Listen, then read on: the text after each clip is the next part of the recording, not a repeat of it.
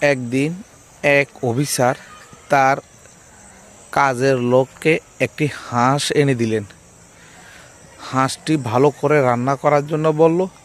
দুপুরবেলা অফিসার এসে হাঁসটি খাবে এবং তাদের কাজের লোক হাঁসটি খুব সুন্দর করে রান্না করলো এবং রান্না করার সময় এতই দারুণ ঘ্রাণ আসলো, তখন লোকটি হাঁসের একটি পা রান্না করা অবস্থা খেয়ে ফেললো।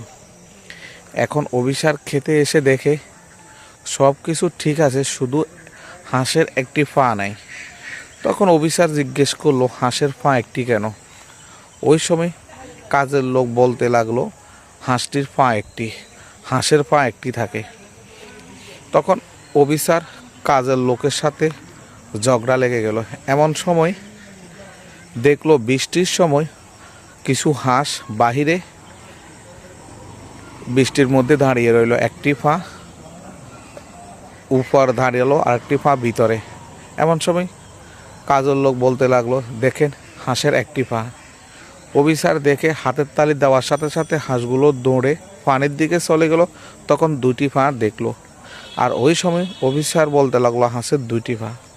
তখন কাজের লোক বলতে লাগলো, আপনি যদি খাওয়ার আগে হাতের তালি দিতেন তাহলে হাঁসের দুটি পা আপনিও পাইতেন। এতে করে বোঝা যায় অনেক সময় চালাকি করেও বাঁচা যায়।